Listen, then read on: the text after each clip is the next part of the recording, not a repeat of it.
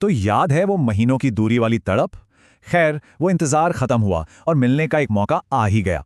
पर सोचिए, क्या होता है जब एक सीधी सादी सी प्रेम कहानी, एक रिस्की प्लान और एक फैमिली वेडिंग आपस में टकराते हैं।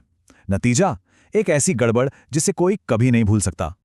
और बस इसी एक लाइन में, इसी एक सोच में आने वाले पूरे हंगामे की वजह छुपी हुई थी। सिर्फ इतनी सी ख्वाहिश कि उसे देखना था।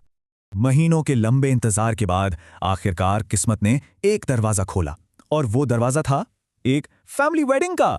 तो माहौल एकदम सेट था एक फैमिली वेडिंग का, और मकसद बहुत ही सीधा साधा, बहुत मासूम सा। बस एक बार दिव्य को देख लेना। हमारे नरेटर बस इसी एक मौके का इंतजार कर रहे थे। एक ऐसा प्लान जिसके पीछे कोई चालाकी नहीं, सिर्फ दिल था। पर सिर्फ देखना ही काफी नहीं था, है ना? उस एक पल को हमेशा के लिए कैद करने का भी सोचा गया।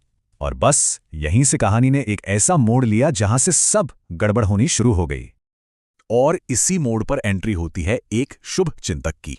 मतलब एक ऐसा दोस्त जो दिखाता तो यही है कि वो आपका सबसे बड़ा भला चाहता है। उसका ऑफर भी बड़ा कमाल का था। फोन मुझे दे दो, मैं दिव्य की फोटोज ले आऊंगा। और बस सौदा पक्का हो गया। फोन उस दोस्त को दे दिया गया। अब इसमें भला क्या गलत हो सकता था, है ना? उस दोस्त पे भरोसा किया गया, उसने तस्वीरें खींची भी।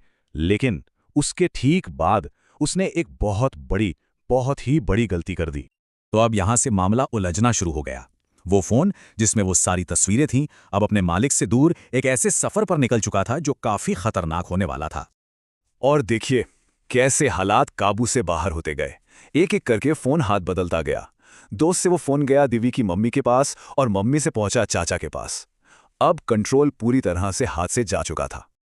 और फिर आया वो पल जब ये पूरा का पूरा प्लान सबके सामने सबसे बुरे तरीके से बर्बाद हो गया। नैरेटर दिल में न जाने कैसी घबराहट लिए चाचा के पास अपना फोन वापस मांगने पहुंचते हैं।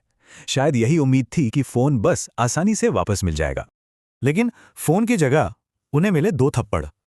और जितनी तेजी से सब हुआ, उतनी ही तेजी से नैरेटर की मां वहां आ गई और उन्हें खींचकर वहां से दूर ले गई। हाथापाई तो रुक गई, पर असली हंगामा तो अब शुरू होना था।